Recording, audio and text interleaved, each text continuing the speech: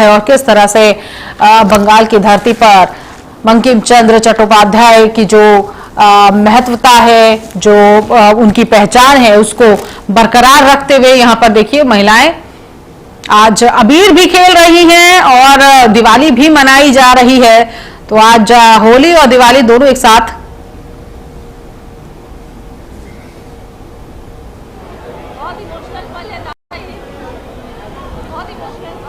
और तबीयत भी खराब है। कभी सोचा था आप लोगों ने कि आए? कभी नहीं। वो पल याद आता है दादा जब बहुत सारे कार्यकर्ताओं की जान गई पोस्ट वायलेंस में, एक नहीं हजारों कई कार्यकर्ता। जब बाबरी मस्जिद से वो देखते थे, घर में छुपा के VCR देखते थे, वहाँ का VCR भी है, सब कुछ है। क्या कहेंगे दीदी का? अब दीदी गई, वो दीदी छोड़ो, वो पागली का बात छोड़ दो, हम पागली से कोई बात नहीं करते। फिलहाल बंगाल की जो जनता है उम्मीद जो कर रही थी, देखिए आज भावुक दिन भी है और भावुक पल भी है। इस वक्त खास मेहमान हमारे साथ चर्चा के लिए जुड़ गए हैं। टीवी स्क्रीन पर जो आपको मेहमान नजर आ रहे हैं, देखिए सबसे पहले नाम रता सिंह, बीजेपी प्रवक्ता इस वक्त हमारे साथ है, बहुत स्वागत है आपका। डॉक्टर उमाशंकर पांडे, कांग्रेस प्रवक्ता इस वक्त हमारे साथ है, आपका भी बहुत स्वागत है। नीरज प्रताप सिंह जी हमारे साथ स्टूडियो में मौजूद है, जो कि राजनीतिक विश्लेषक है, सर आपका भी बहुत स्वागत है। बीजेपी से समझे पहले नाम रता सिंह जी, गदगद आज इस रुझान को देख के अब ये परिणाम में बदलने जा रहे हैं। राजनीति का आतंक होने, वह की राजनीति जो आतंक की राजनीति उसका समूल नाश होने जा रहा है और ये बड़ा ही ऐतिहासिक दिन है। जो गुंडागर्दी, जो आतंक के राज पर बंगाल पिछड़ा हुआ था, जो हमारे देश का वो बृहद सा, जहां पर हमारे देश के समाज सुधारकों का क्या जगह थी, जो हमारे क्रांतिकारियों की भूमि थी, वहां से जो सनातन संस्कृति का सर्वनाश करने की उन्होंने ठान रखी थी, आज वहां की जनता ने उनको पछाड़ा है।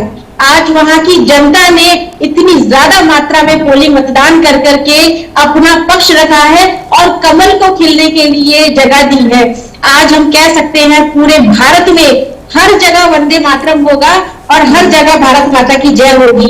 यह वो धरती है जहां वहां की जनता ने, भारतवासियों ने इन रोहिंग्याओं को खदाड़ करके अत्यधिक मतदान करके, क्योंकि हमारा शताब्दी वर्ष चल रहा है, तो इस शताब्दी वर्ष का यह सबसे बड़ा परिणाम है कि जहां हमारे संघ विचार परिवार के स्वयंसेवकों ने पिछले 1.5 साल में 2,35,000 छोटी बड़ी बैठकें करके, घर घर जाकर के समाज राष्ट्र के पक्ष में महिलाएं सुरक्षित होंगी अब बंगाल में? आप एक खुद महिला हैं जी, और मातृशक्तियों ने आगे होकर के जिस प्रकार बेखौफ, बिना डरे, क्योंकि टीएमसी हमेशा बलात्कार के नाम पे डराती थी, खौफ रखती थी, पर यह बड़ा रोचक था, देखने को मिला कि मातृशक्तियां मोड़ों पर उतर गई कि हमें मतदान करना है, दोबारा करना है।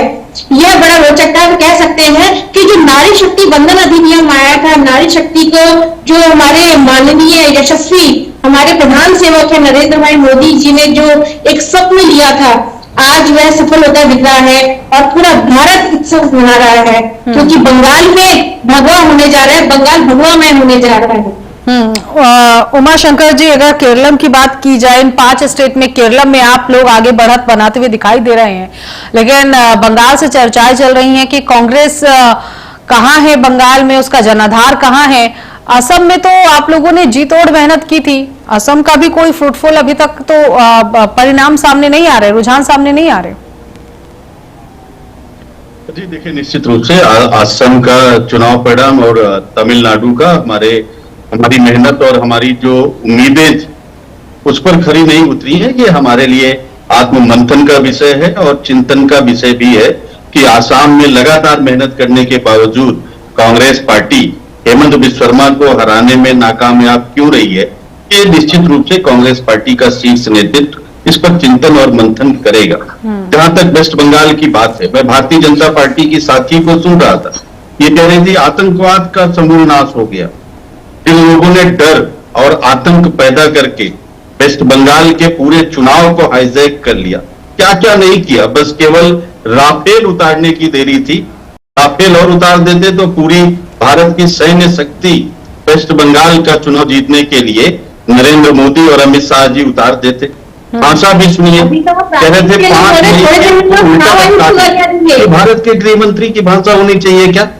वो लोग कह रहे हैं कि हमने डर का समूल नाश कर दिया। एक कैंडिडेट के उत्तर प्रदेश का एक पुलिस अधिकारी जाता है सिंघम बन के और कैंडिडेट के परिवार वालों को धमकाता है, ये कह रहे हैं हमने डर को समाप्त कर दिया। नहीं, आपने वेस्ट बंगाल को पिछली बार भी टारगेट किया था कि आप वेस्ट बंगाल में अपनी सरकार बनाना चाहते थे, और जैसी भारतीय जनता पार्टी नहीं, मोदी और शाह कंपनी का जो रणनीति होती है कि वो कुचक्रों से, षड्यंत्रों से, सारे सीबीआई सारा माहौल बनाते हैं। वेस्ट बंगाल में क्या हुआ? सबसे पहले ईडी सीबीआई भेजे गए, फिर चुनाव आयोग गया। लेकिन देखिए, मैं जो तस्वीर इस वक्त देख रही हूँ, बंगाल में बीजेपी ने बड़ा वाला पटाखा फोड़ दिया है और अब ये देखिए झंडा लेकर बीजेपी के कार्यकर्ता जश्न मनाते हुए दिखाई दे रहे हैं। ये विजुअल्स इस वक्त आ रहे हैं। बंगाल में बड़ा पटाखा फोड़ा गया है और वो तस्वीर भी ये बता रही है। देखिए जमीन पर जो एक क्रैकर बिछाया गया है और सबको कहा जा रहा है थोड़ी दूरी बनाए रखिए क्योंकि अब ये पटाखा जलेगा। लेकिन पटाखा तो यहाँ पर जल रहा है, दिवाली मनाई जा रही है और सन्नाटा पसरा हुआ है टीएमसी के घर में और ये आतिशबाजी हो गई यहाँ पर। लेकिन आखिर कहां टीएमसी इस बार चूक गई, इसको समझेंगे हम। नीरज प्रताप जी, आपको क्या लग रहा है अगर जो ये सीटें आई हैं, पहले तो लगभग एग्जिट पोल तो ये कहते हैं 125 से 131 सीटें जो है वो टीएमसी के खाते में जा रही है, 146 से 151 सीटें बीजेपी के खाते में होगी। टफ फाइट नजर आ रहा था, लेकिन अभी जो रुझान आ रहा है इसमें टफ फाइट वाला खेला खत्म हो गया सुबह से लेकर जो अभी तक चल रहा था। देखिए, इसके अंदर जो विपक्ष लड़ रहा था ना, टीएमसी हो या कांग्रेस हो या हो, ये बेसिक चीजों पे नहीं लड़ रहा है। अब इन्होंने क्या किया, इन्होंने एक ही ले लिया है कि भाजपा हिंदू मुसलमान, यही इनके पास सिर्फ एक ही बात थी कि भाजपा जहां गई ये तो हिंदू मुसलमान करती है। कभी इन्होंने ये नहीं कहा कि ममता जी ने ये नहीं कहा कि मैंने 15 साल ये राज किया और प्रदेश में इतनी इंडस्ट्रीज लगाई या ये और काम किया, कितना इन्वेस्टमेंट लाए, लोगों को कितना रोजगार दे पाए, इस पे कभी बात नहीं की। विकास पे बात नहीं करी, रोडों पे बात नहीं करी, किसी भी चीज पे नहीं करी। और आज की डेट में युवा शक्ति यही सोच रही है। अब जितने भी चुनाव हुए उसमें सिर्फ लड़ाई, पहला चुनाव ऐसा हुआ है जिसमें एक भी जनहानि नहीं हुई है। इसके बधाई के पात्र है। मैं तो कहूंगा कि भारत सरकार बधाई के पात्र है, चुनाव आयोग का धन्यवाद करूंगा कि एक जनहानि नहीं हुई है। और दूसरा, पहले क्या होता था चुनाव में गांव वालों को वोट नहीं डालने दिया जाता था। सीपीएम को चेंज करके अगर जनता लाई थी इनको, ममता जी को इसीलिए लाई थी, महिलाओं की रक्षा करने के लिए लाई थी। महिलाओं की रक्षा नहीं हो पाई, बलात्कार हुए। और पिछले जो आपके पंचायत चुनाव में आप देखिए कितनी जनहानि, लगभग 75 लोगों की डेथ हुई थी।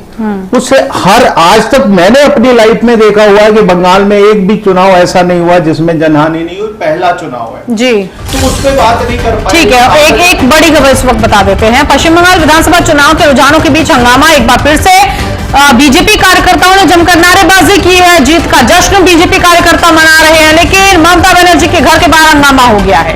ये देखिए, अभी इस वक्त यही हंगामा और ये नारेबाजी जो है वो देखने को मिलेगी, क्योंकि जैसे ही क्लियर मैंडेट आ जाएगा, बीजेपी कार्यकर्ताओं ने जय श्री राम के नारे लगा दिए हैं और यहां पर देखिए थोड़ा सा उकसावे वाला ये हो गया है।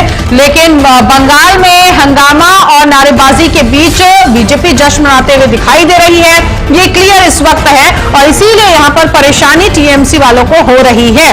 हाँ, आप कह रहे थे कि एक और इस वक्त बड़ी खबर बता देते हैं। इलेक्शन ब्रेकिंग इस वक्त, एक तरफ जहां टीएमसी मायूस नजर आ रही है, वहीं बंगाल में बीजेपी कार्यकर्ताओं का निर्देश, बीजेपी कार्यकर्ताओं को निर्देश मिला है पहली बार, टीएमसी नेताओं के घर न जाकर नारेबाजी करें, ये कहा गया है। बीजेपी कार्यकर्ता जो है उनको ये सख्त निर्देश दिया गया है। बंगाल में बीजेपी के जो वरिष्ठ नेता हैं उन्होंने ये निर्देश दिया है कि आप लोग किसी भी तरह से उकसाने वाला काम ना करें, वहां जाकर जिस तरह से जय श्री राम के नारे लगाए गए ये बिल्कुल भी ना करें। इस तरह का जो गाइड है वो जारी किया गया, गाइडलाइंस बीजेपी के वरिष्ठ नेताओं की तरफ से। हाँ नीरज जी, आप जो कह रहे थे, क्या खामी रह गई टीएमसी में? दूसरा क्या हुआ है कि वंदे मातरम का विरोध किया, जबकि विपक्ष वंदे मातरम आजादी का नारा है, उसको विरोध किया। उसके बाद आप देखिए, जब सरकार अगर अच्छा काम कर रही है, सत्ता में जो पार्टी है वो अच्छा काम कर रही है, उसका समर्थन करिए। महिलाओं के बिल के लिए विरोध करना था ही नहीं, सपोर्ट में खड़ा हो जाना चाहिए था।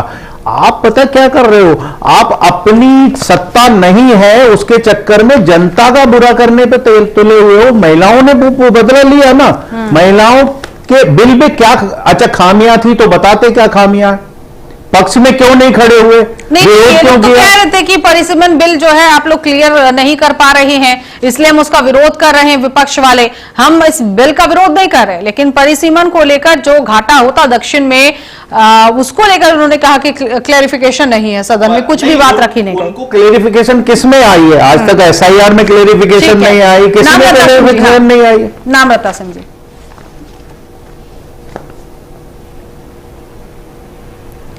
अनम्यूट कर दीजिए मैम, आपकी आवाज नहीं आ रही। जो कांग्रेस के प्रवक्ता ने भी कहा कि आतंकवाद की बात को लेकर रोहिंग्या और बांग्लादेशी घुसपैठों को पहले कम्युनिस्टों और कांग्रेस ने 35 साल तक दामाद की तरह पाला पोसा था, उसके बाद 15 साल ममता बनर्जी ने पाला पोसा, जिसका अंत समूल नाश आज होने जा रहा है। और आजादी के बाद ही इसलिए ऐतिहासिक दिन है क्योंकि पश्चिम बंगाल के चुनाव हमेशा रक्त रंजित रहे हैं। इस वर्ष बिना किसी कैजुअलिटी के, बिना किसी जनहानि के ये चुनाव संपन्न हुआ और अत्यधिक टोली के साथ संपन्न हुए हैं। इसमें सबसे पहले धन्यवाद होगा हमारी भारत की विभिन्न एजेंसियों का और मुख्य चुनाव आयुक्त ज्ञानेश भाई साहब का। और इसके ऊपर जो अभी आपने कहा कि नारी शक्ति वंदन अभियान को नहीं लेकर आ पाए, सेंसस और डिलिमिटेशन की बात करी, तो हम यह जो बिल था ये 1990 से पेंडिंग चल रहा है और कांग्रेस और विपक्ष की पार्टियां जानती थी कि अगर ये हो जाएगा, जब ये 1977 में किया गया तब करोड़ की जनसंख्या होती थी, मात्र कुछ करोड़ जनसंख्या थी। आज हम 140 करोड़ बैठे हैं, तो हाउ इज इट पॉसिबल कि हम वापिस से 546 में बैठे रहे, हम 816 क्यों नहीं हो सकते? लेकिन ये जानते थे कि उत्तर से लेकर दक्षिण में बहुत बड़ा फेस आ जाएगा, इसलिए इन्होंने इसको सेंसस और डिलिमिटेशन का विरोध किया। ठीक है डॉक्टर उमा शंकर जी, बंगाल में तो ऐसा लग रहा है इन 10 सालों में कि अब तो कांग्रेस को जनता भूल गई है, अब कांग्रेस को यहां मंथन करने की जरूरत है। बंगाल में अपने अस्तित्व को तो बचाने की जरूरत होगी ना उमा जी? देखिए, कांग्रेस पार्टी जहां है वहां बिल्कुल आत्ममंथन की जरूरत है। मैं आपसे सहमत हूं, कांग्रेस पार्टी तो 1977 के बाद से वेस्ट बंगाल में नहीं है। हाँ। और निश्चित रूप से हम उसके लिए प्रयासरत है। 2011 में कांग्रेस पार्टी ने टीएमसी के साथ गठबंधन किया, टीएमसी में की 2011 में वेस्ट बंगाल में वापसी हुई। तो कांग्रेस पार्टी तो मंथन कर रही है, लेकिन जो तमाम क्षेत्रीय दल हैं, जैसे वेस्ट बंगाल के संदर्भ में अगर मैं टीएमसी की बात करूं तो निश्चित रूप से टीएमसी की भी जिम्मेदारी होती है, लेकिन भारतीय जनता पार्टी के साथ केंद्र में सरकार बनाकर ममता बनर्जी ने ही भारतीय जनता पार्टी को वेस्ट बंगाल में शुरू से लेकर अब तक आप लोगों को यह लग रहा था कि बंगाल में लड़ाई तो टीएमसी वर्सेस बीजेपी ही है, हमें करना क्या है? पूरी हो जाने दीजिए। जी बोलिए। हाँ, मैं अकेला ही हूं, बाकी आप 3 लोग हैं, तो मुझे नियमतः थोड़ा ज्यादा टाइम दीजिए। तो देखिए, वेस्ट बंगाल में कांग्रेस पार्टी जो है वो कोशिश कर रही थी, लेकिन ममता बनर्जी पहले तो भारतीय जनता पार्टी के साथ मिलकर केंद्र में सरकार चलाती हैं, फिर उनको अंदेशा होता है कि उन्हीं के लोगों को भारतीय जनता पार्टी तोड़ रही है, तो उन्होंने उनसे सर 1 मिनट रोकना चाहूंगी, आपको एक रिएक्शन सुन लेते हैं।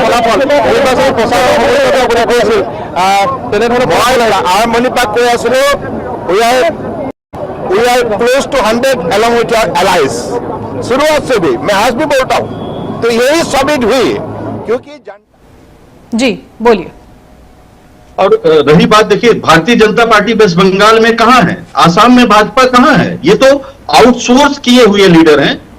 ममता बनर्जी जो है वो कांग्रेस की यूथ कांग्रेस से गई और शुभेंदु अधिकारी उनके नंबर 2 थे, वो भारतीय जनता पार्टी ने उनको ले लिया, तमाम सारे और नेताओं को तोड़कर ले गए। आसाम में आप चले जाइए, पूरे का पूरा भारतीय कांग्रेस पार्टी के यूथ कांग्रेस विंग के हेमंत बिस्वा शर्मा और उनकी जो सेकंड थर्ड फोर्थ लाइनशिप है वो सब कांग्रेस पार्टी के ही लोग हैं। तो देखिए भाजपा तो कहीं नहीं है, कांग्रेस की नर्सरी से निकले हुए लोग हैं। 5 राज्यों का चुनाव हुआ है, भाजपा की साथी बता दें उनके कितने काडर के लोग इन 5 राज्यों में लड़ रहे हैं। नामलता जी की आवाज नहीं आ रही है। हाँ बोलिए। आज आपकी इसी मानसिकता के कारण कांग्रेस का समूल नाश हो चुका है, क्योंकि आप लोग जोर तोड़ लगाते हैं कि ये अगर आप लोगों में इतना ही था तो क्यों पिछले 2 साल पहले करीबन 1 लाख से ज्यादा कांग्रेसी भाजपा में शामिल हुए? क्यों आज पार्टी का समूल नाश हो चुका है? आपको स्वयं मंथन की जरूरत है। कांग्रेस को दूसरे पार्टियों का, एनडीए का और भाजपा का मंथन ना करिए, आप कांग्रेस का स्वयं मंथन करिए। आज ऐसा क्यों हुआ क्या है? हमारे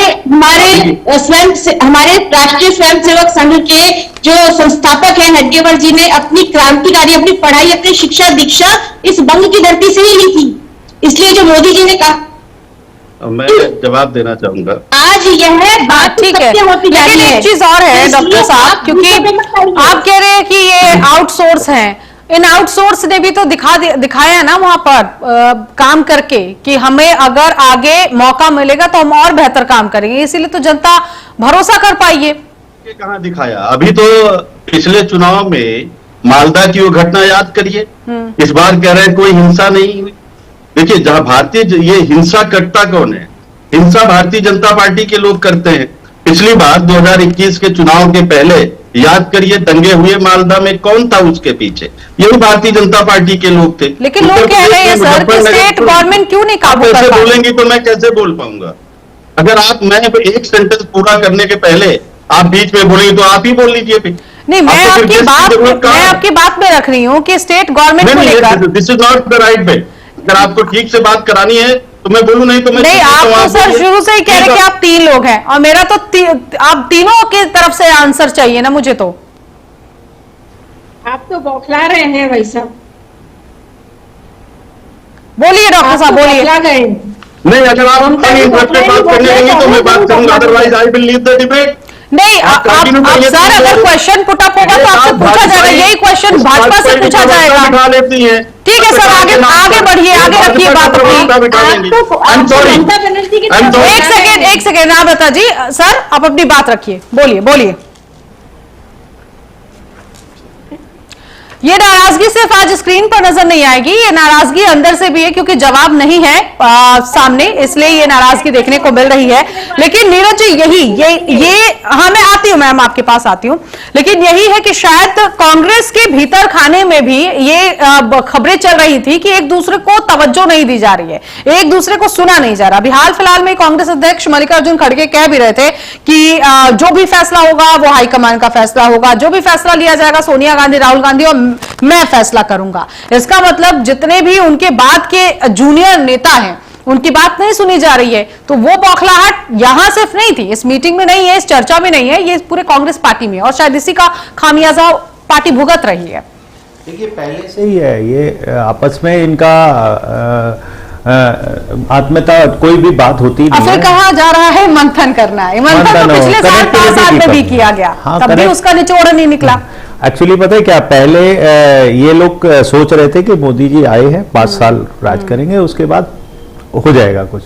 तो चौकीदार चोर है और बहुत सारी चीजें लगाई गई, लेकिन कहीं पे सच नहीं निकले। अपना ये राफेल का हुआ, राफेल के लिए भी कहा गया इन्होंने दलाली खाई, वो भी नहीं आया, कोई चीज काम नहीं आया। अच्छा क्या हुआ कि इन्होंने जो अपने जो अच्छे नेता थे, माधवराव सिंधिया हो, बाकी सब नेता हो, उनको कोई तवज्जो नहीं दी। जो ऊपर के जो बड़ी एज के हो चुके हैं कांग्रेस, वो किसी को आगे आने ही नहीं देना चाहते। वो राहुल गांधी और सोनिया गांधी के आसपास बैठे हुए, और वो ऐसा घेरा बनाया हुआ है कि नीचे का जो कार्यकर्ता है वो बेचारा निराश हो चुका है। वो धीरे धीरे वो कहता है करें क्या। अब भाजपा क्या कर रही है कि डिलीवर भी कर रही है कुछ कर। आप सत्ता में आने के बाद अगर किसी चीज को कह रही है या वादा कर रही है 20%, 10%, 15% डिलीवर कर रही है, तो कहीं ना कहीं वो चीज और कार्यकर्ता का हौसला बढ़ा रही है, उठा के अपने छोटे से कार्यकर्ता को ऊंचे पद पे भी बिठा रही है, तो वो कार्य कर रही है। तो कहीं ना कहीं ये बौखलाहट तो है ही ना अच्छा, आज अब ये देखिए कि बंगाल के अंदर कांग्रेस अपनी हालत खुरी हुई, ये तो पता क्या हालत हो गई है कि हम अपने दुख से परेशान नहीं है, दूसरे के सुख से परेशान है। इनकी हालात ये हो चुके हैं और मैं आपको बता रहा हूं कि आने वाले टाइम में इनकी हालत और बुरी हो जाएगी। ये क्या करते हैं, गेंद को मारते हैं और पीछे से पीठ पे मार के और भाग जाते हैं। ये सामना ही नहीं कर पाते किसी चीज का, और अगर कोई बात कहते हैं उसको बिल्कुल खड़े होकर सत्यता के साथ नहीं कहते। अभी जैसे आसाम के चीफ मिनिस्टर के वाइफ की सारी चीजें लेके आए, वो कहीं ना कहीं आपका एआई से रिलेटेड निकली हैं चीजें, उस पर कहीं सबूत ही नहीं देख पाए। आप अगर किसी बात को बोलते हो तो तथ्य के साथ बोल के खड़े होना चाहिए। मैं एक चीज यहाँ पर नवरत्ना जी से पूछना चाहूंगी, असम में जो ये असम सीएम की वाइफ वाला मैटर हुआ था, अब ऐसे में पवन खेड़ा तो एक तरफ दिल्ली लौट आई हैं, राहत की सांस ले रहे हैं। अब आप लोग, क्योंकि कई तरह से आरोप उन्होंने लगाए, उन्होंने ये भी कहा कि जो कोर्ट का फैसला है, कोर्ट सब कुछ देख रहा है, सत्य की जीत होगी। मुश्किलें क्या पवन खेड़ा की बढ़ जाएगी असम में? देखिए, उस दिन के बाद तो पवन खेड़ा ऐसे लगता है कि किसी को भवन में जाकर के बैठ गए हैं। गलती पवन खेड़ा की भी नहीं है। क्या है, ये नारियों, ये क्या मातृशक्ति के विरोधी पार्टी है, महिला विरोधी पार्टी है। महिला कोई भी हो, इनको सिर्फ विरोध करना है, क्योंकि कभी भ्रष्टाचार के नाम पे, कभी तुष्टीकरण के नाम पे, कभी अतिवाद के नाम पर इन लोगों ने तुष्टीकरण की राजनीति करी है। इसके ऊपर इन्होंने कभी भारत की जनता या फिर नारी महिलाओं के उत्थान के लिए इन्होंने कभी कुछ नहीं करा, क्योंकि महिला के नाम पे इनके पास एक सोनिया गांधी जो कि विदेश से आई हुई है। अब पार्ट ऑफ दैट वो किसी का साथ नहीं देंगे। इनकी पोती कहती है, इंदिरा गांधी की पोती कहती है प्रियंका गांधी कि आगे बढ़ेंगे, महिलाओं को लेंगे। किसका इन्होंने करा? उनकी खुद की मदर इन लॉ का पता है? वाड्रा साहब की माँ का पता है कहाँ गए अचानक से? कहाँ उनकी बहनें गायब हो गई?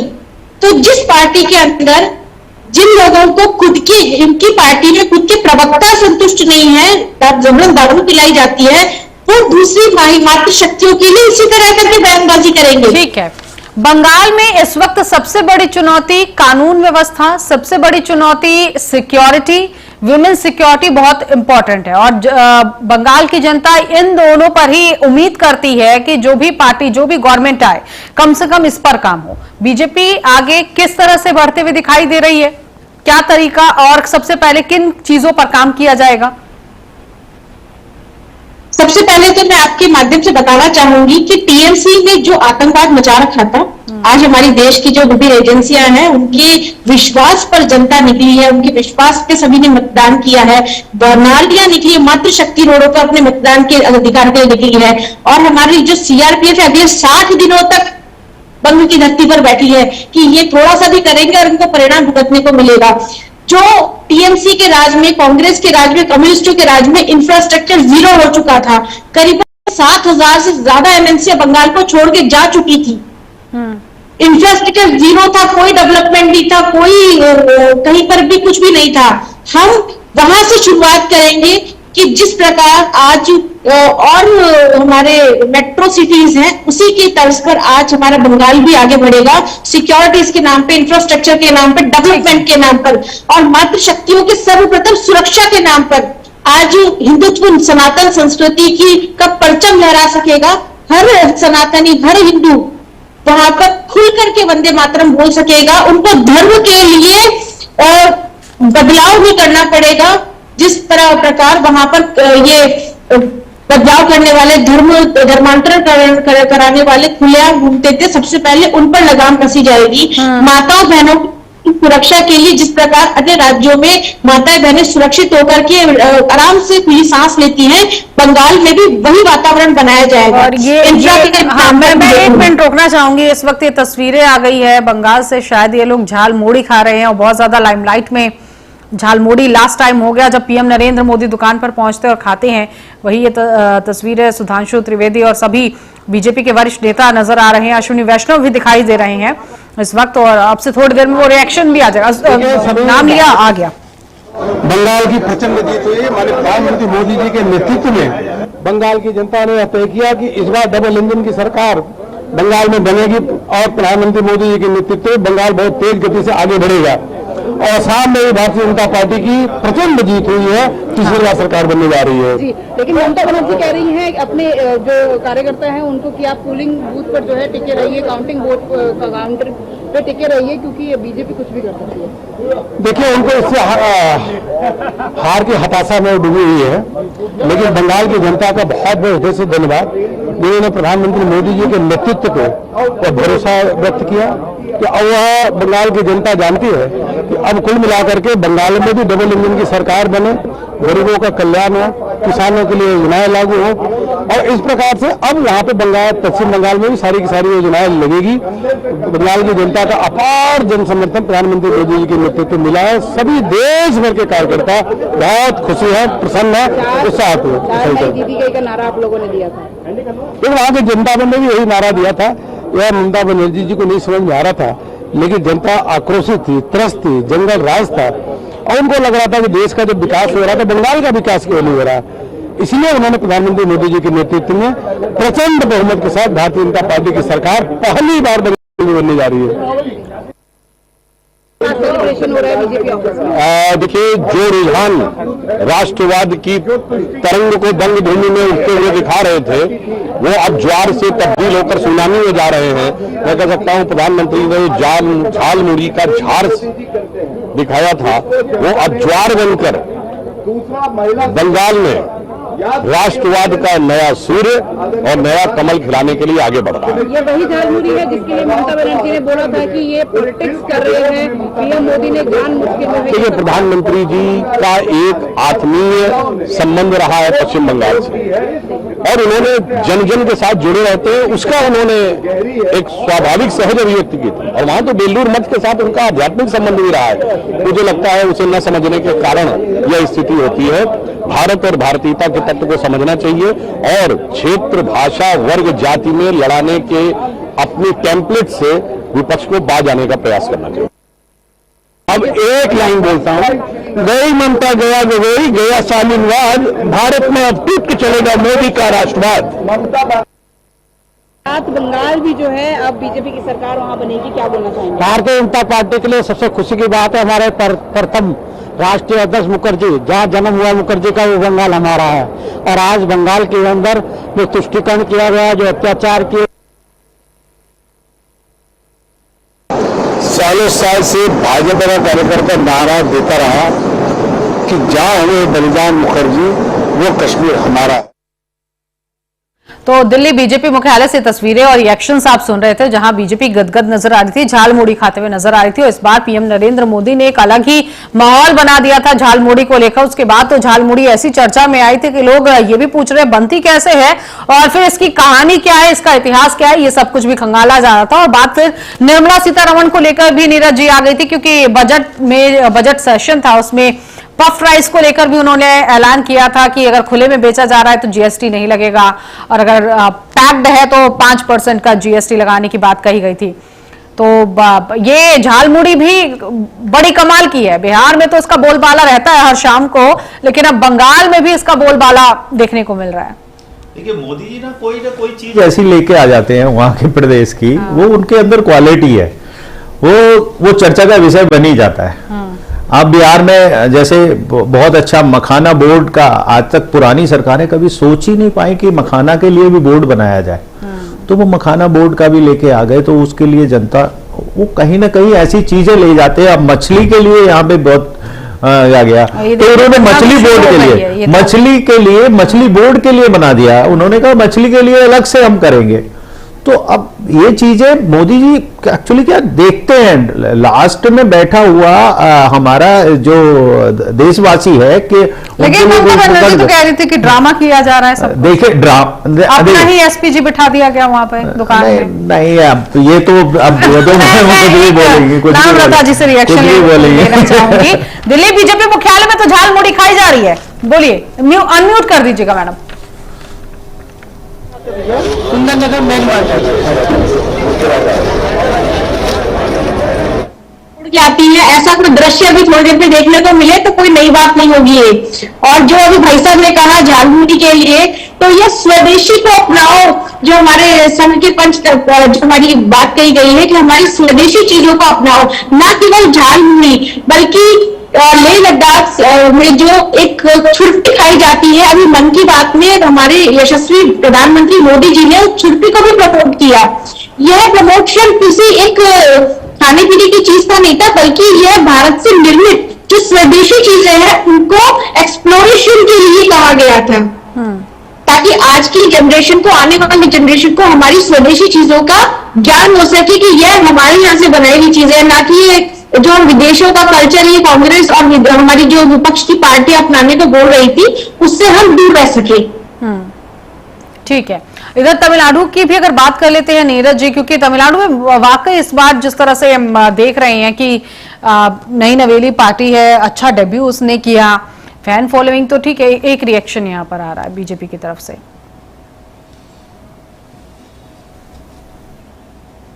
माननीय प्रधानमंत्री मोदी जी के नेतृत्व में, माननीय अमित शाह जी, माननीय राष्ट्रीय अध्यक्ष नितिन नवीन जी के नेतृत्व में भारत जनता ने भरोसा जताया। कार्यकर्ताओं की मेहनत है, कार्यकर्ताओं की जीत है, कार्यकर्ताओं ने जो मेहनत की, जो बलिदान दिया बंगाल से लेकर पूरे देश भर के अंदर, आज ऐतिहासिक जीत तो हो रही है। ये जीत अपने आप में है। 4 मई ममता जी गई, ममता का आतंक भी गया तमिलनाडु से, ममता जी का बंगाल से आतंक भी गया, ममता जी का भ्रष्टाचार भी गया।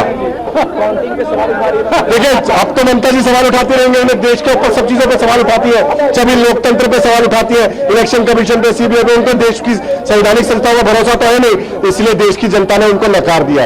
आज देश की जनता ने उनको नकार दिया। ये माननीय भारतीय जनता, जो मोदी जी के, माननीय प्रधानमंत्री जी के नेतृत्व में, माननीय प्रधानमंत्री जी, गृह मंत्री अमित शाह जी और हमारे राष्ट्रीय अध्यक्ष नितिन नवीन जी की नेतृत्व में जीत हुई है। मैं धन्यवाद करना चाहूंगा देश की जनता का और हमारे कार्यकर्ताओं को मैं बधाई देना चाहूंगा। 4 मई ममता जी गई।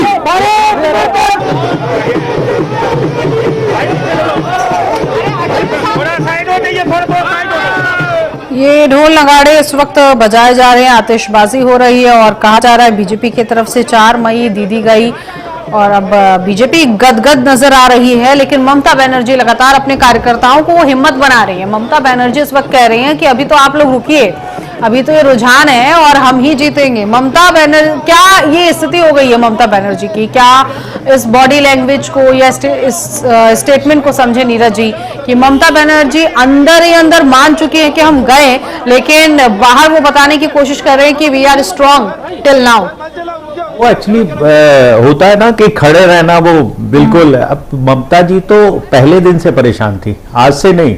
आप उनके जितने भी आप भाषण देखिए उनके, उसमें कहीं ना कहीं खिसियाट और कहीं ना कहीं जनता को उनके खिलाफ की ये तो गुंडे हैं, किस तरह की भाषा का प्रयोग किया गया। कभी भी तृणमूल कांग्रेस की जितनी भी सभाएं थी उसमें ये नहीं कहा गया कि हमने बंगाल के लिए ये किया, हमने इतने लोगों के लिए ये किया बंगाल। अच्छा, एक बहुत बड़ी बात बताऊं मैं आपको कि इंडस्ट्रीज के लिए, डेवलपमेंट के लिए 1100 करोड़ रुपए और वक्फ बोर्ड और ये अपने क्या एक धर्म के उनके लिए मस्जिदों के लिए और उनके लिए 5000 करोड़ रुपए। मतलब एक आंकड़ा देखिए, जबकि हमको 5000 से 10,000 करोड़ डेवलपमेंट के लिए, इंडस्ट्रीज के लिए देते, चाहे आज की डेट में हिंदू हो या मुसलमान हो, ये राजनीति करना चाहते थे। बल्कि यंग एज हिंदू हो या मुसलमान, वो ये चाहता है कि मेरे को रोजगार कैसे मिले। तो वो बात विपक्ष में आ ही नहीं रही कि डेवलपमेंट की बात करें, और इधर भाजपा क्या कर रही है, विकास की बात करती है। तो इसलिए कहीं ना कहीं मुझे लगता है कि विपक्ष को ये आत्ममंथन करना चाहिए कि हमको निगेटिविटी राजनीति, नकारात्मक राजनीति से दूर हटके सकारात्मक राजनीति की तरफ जाना चाहिए और कुछ सीखना चाहिए। तो ये सीखना नहीं, बल्कि ये क्या कर रहे हैं कि मोदी अगर कोई अच्छा काम कर रहे हैं तो उसमें विपक्ष क्या करना है, उनके विरोध में कैसे बोलना है। प्रधानमंत्री चोर है, उसको युवा जूता मारेंगे, डंडे मारेंगे, इस तरह की भाषा बोलते हैं संसद में विपक्ष के नेता, तो उससे कहीं ना कहीं जनता देख रही है। हाँ। और उसी हालात में, और ये धीरे धीरे पता नहीं उस तरफ क्यों जा रहे हैं, मेरी तो समझ में ही नहीं आ रहा है कि क्या करना चाहते हैं। और एक सवाल यहाँ नम्रता जी ये भी उठ रहा है कि जो 190 प्लस आप लोग रुझानों में लेकर आ रहे हैं, इसमें मुस्लिम सीटों का योगदान है या फिर ध्रुवीकरण के सहारे यहाँ तक पहुंचे हैं? ये एक कॉमन सवाल जो है वो लोग पूछ भी रहे हैं सोशल मीडिया, ट्विटर वगैरह पर। देखिए, ऐसा नहीं है कि मुस्लिम भाई हमारे अपने नहीं है। यहाँ पर सिर्फ रोहिंग्या और बांग्लादेशी जो आए हुए वो हमारे अपने नहीं है। यहाँ पर मैं आपको एक चीज स्पष्ट करना चाहूंगी कि बंगाल जितना हिंदुओं का है उतना ही मुसलमानों का भी है। बात सिर्फ यहाँ पे रोहिंग्या की है और बांग्लादेशियों की है, वो हमारे नहीं है, जिनको SIR के माध्यम से हमने काफी हद तक हटा दिया है और जिसके विरोध में ममता दीदी उतरी थी। और क्योंकि वो उनका वोट बैंक था। अभी जो भाई साहब ने बात कही कि वक्फ बोर्ड के नाम पर इतना बड़ा बजट दिया जाता था, इंफ्रा के नाम पर नहीं दिया जाता था, क्योंकि जो उनका वोट बैंक था। वो चाहते ही नहीं थे कि सनातन संस्कृति आए, वो चाहते ही नहीं थे कि हमारे लोग वंदे मातरम खुलेआम बोल सके। एक डर का माहौल था, एक आतंकवाद का माहौल था। सब अपनी बहन बेटियों के नाम से के लिए चुप रहते थे। और ताजा तरीन उदाहरण जब बांग्लादेश का दिखा, तब जनता को समझ में आया कि ये धरती मेरी है, ये हमारी सनातन संस्कृति का है। यहाँ पर हमारे समाज सुधारकों ने क्रांतियां करी, क्रांतिकारियों की भूमि है। इसी की तर्ज पर आज इतना बड़ा बदलाव देखने को मिला है। मैं कहूंगी कि यह सबसे बड़ी जो जीत हुई है, ये भारतवंशियों की जीत हुई है। तो जो आपने बात पूछी कि मुसलमानों का है या हिंदुओं का है, बंगाल बराबर सकता है, बस रोहिंग्या का बांग्लादेशियों का नहीं है। क्योंकि भारत को आजादी में जितनी मेहनत हिंदुओं ने करी थी उतनी मुसलमानों ने भी करी थी। तो भाजपा मुसलमान विरोधी नहीं है, हम सब भाई भाई हैं। परंतु एक बार और बोलना चाहूंगी, रोहिंग्या और बांग्लादेशी जो बाहर से आए हुए वो हमारे देश के नहीं है, वो भारतवंशी नहीं है। तो यहाँ पर विकास भारतवंशियों का होगा। ठीक है, लेकिन टीएमसी और लेफ्ट कांग्रेस का जो मुस्लिम वोट है नीरज जी, वो इस बार बटा है और इसी का फायदा बीजेपी को पहुंचा है, चाहे संदेश खाली हो, मालदा हो, मुर्शिदाबाद हो। बिल्कुल बटा है। एक तो सबसे बड़ी बात है, पता क्या हुआ है कि SIR में जो वोट कटे हैं तभी से ममता जी तो तभी से परेशान है। और दूसरा अभी ये हुमायूं वाला प्रकरण हुआ, उसके अंदर कुछ मुसलमानों के वोट तो बटे ही है और उसमें भी बीजेपी को फायदा मिला इसमें को। तो ये कहीं ना कहीं जो राजनीति बीजेपी ने जो इस टाइम पे महिला का बिल पे जो विरोध किया इन्होंने, उससे इनको नुकसान हुआ है। और कांग्रेस ने कहीं ना कहीं ये सोचा था, कांग्रेस क्यों नहीं लड़ी यहाँ पे, कि तृणमूल कांग्रेस ये इनका हमेशा से रहा है। आप ये देखिए दिल्ली के अंदर अगर कांग्रेस अपनी खुद की जिम्मेदार है गड्ढा खोदने में, अगर केजरीवाल को उन्होंने सपोर्ट नहीं किया होता और उन्होंने सपोर्ट किया, उसके बाद ये 0 हो गए दिल्ली में और दिल्ली में आज तक नहीं उठ पाए।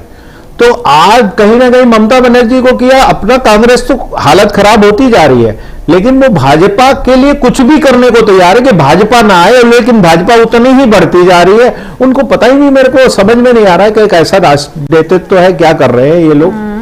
तो भाजपा अपना काम भी कर रही है और मुझे लगता है कि सकारात्मक राजनीति के साथ ये देश में बढ़ रही है। तो और आज का यूथ यही चाह रहा है और ये उसका तोड़ ये लोग निकाल नहीं पाएंगे जब तक कि कोई अच्छा कोई लीडर नहीं आएगा या ये मंथन नहीं करेंगे। और ये एक परिवारवाद की जो राजनीति है ना सारी पार्टियों में, वो खत्म नहीं होगी। तो कहीं ना कहीं वो परिवारवाद की राजनीति, ममता जी का भी यही हाल रहा। अगर अपने भतीजे को और उनको बढ़ाने के चक्कर में बाकी जो कार्यकर्ता थे उनको सबको नीचे किया, तो कहीं ना कहीं वो भी फर्क आया ही आया है। तो अब देश में वो राजनीति चलने वाली नहीं है जो पहले चल रही थी। मुझे तो लगता है कुछ चेंज आना चाहिए। बंगाल में देखिए इस वक्त 194 सीटों पर लीड कर रही है बीजेपी और इसके साथ ही साथ अगर तृणमूल की बात करें तो 92 सीटों पर लीड कर रही है।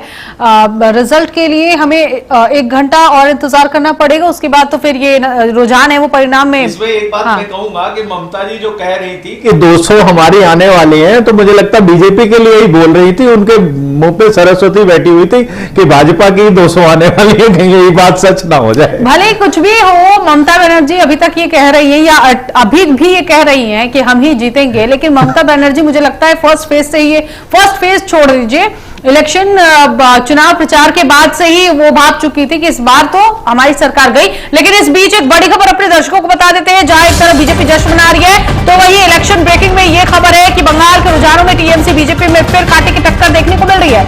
असम में हेमंत की आंधी चली है, और तमिलनाडु में डीएमके को बढ़त इस वक्त मिलती हुई नजर आ रही है। अब ये बड़ी खबर इस वक्त बंगाल की 293 सीटों पर काउंटिंग चल ही रहा है, लेकिन अब ये कांटे की टक्कर कहां है ये थोड़ा सा क्लियर समझने की जरूरत है बंगाल के रुझानों में, क्योंकि अभी कांटे की टक्कर हम कह नहीं सकते हैं। जिस तरह से रुझान बता रहे हैं 194 भारतीय जनता पार्टी लीड कर रही है और तृणमूल जो है वो 92 सीटों पर लीड कर रही है, तो अब ये कांटे की टक्कर तो नहीं रह गई है, लेकिन अभी ये खबर कहां से कैसे आई है इसको क्लियर करने की जरूरत है। लेकिन हम यही कह रहे थे कि जिस तरह से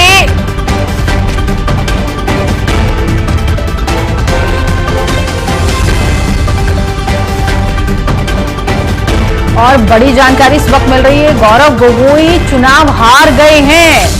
ये एक बड़ी जानकारी। देखिए इस पूरे चुनाव में कांग्रेस की तरफ से अगर कोई कांग्रेस के प्रदेश अध्यक्ष और चेहरा कांग्रेस का गौरव गोगोई हार गए, ये बहुत बड़ा झटका इस वक्त कांग्रेस को लगा, मतलब बहुत बड़ा झटका है कांग्रेस के लिए।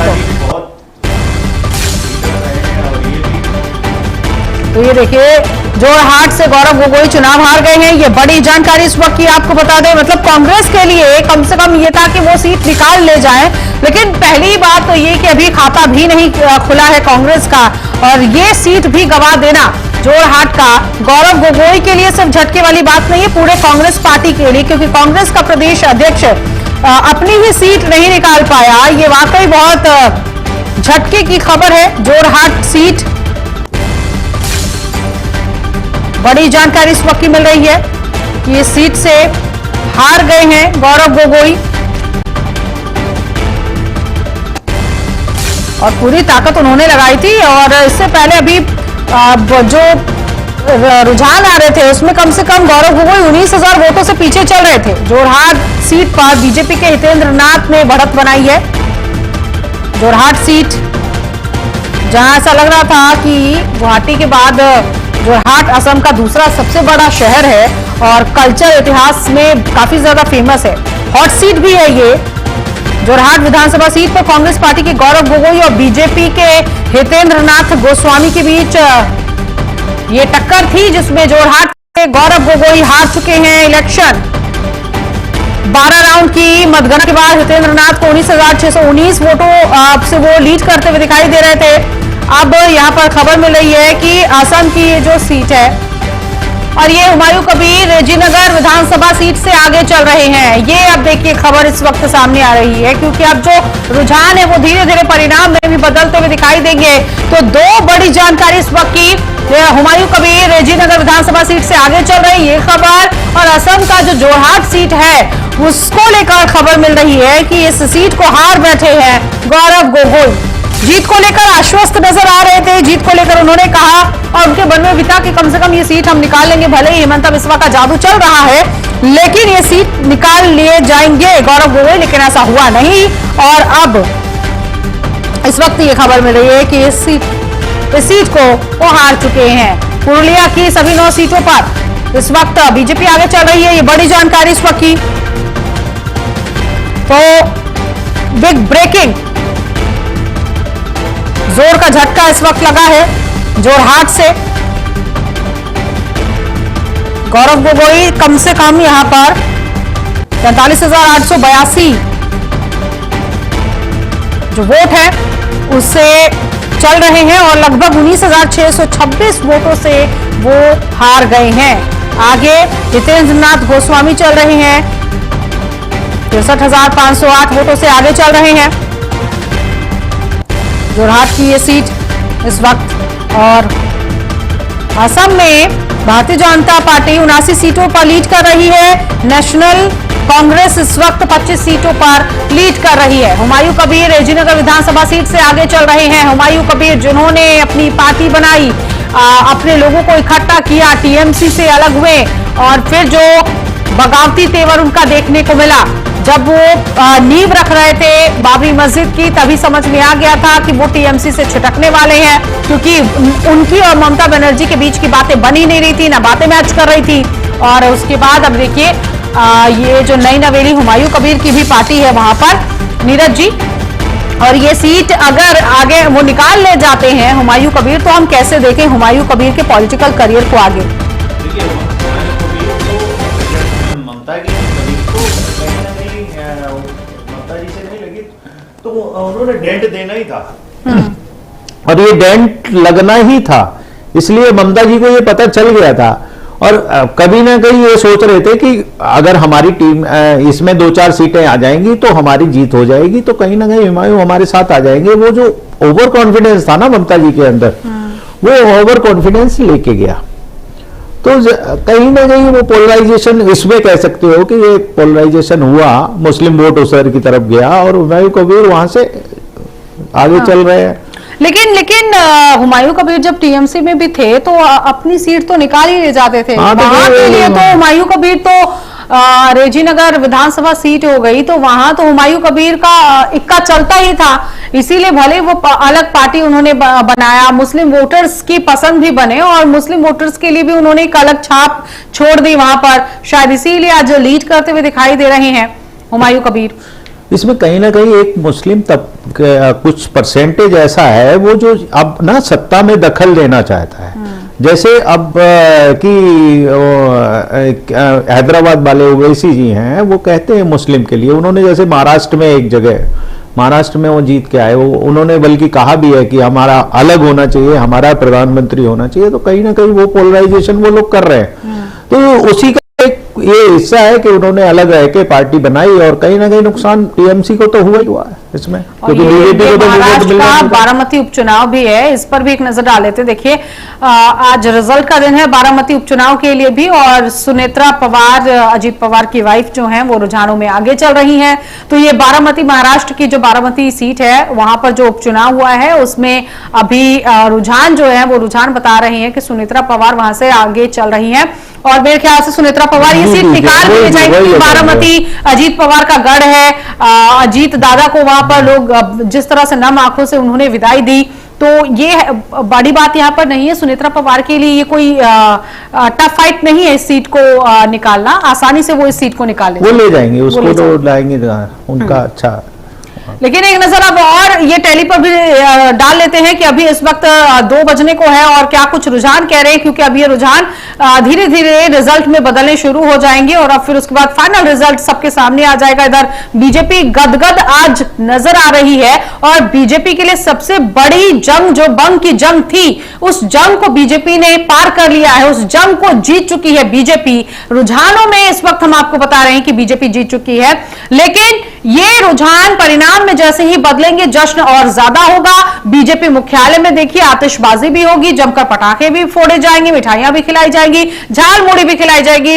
तमाम तस्वीरें हम आप तक पहुंचाते रहेंगे। यहां एक छोटे से ब्रेक के लिए रुकेंगे, फौरन हाजिर होंगे और भी अपडेट्स के साथ।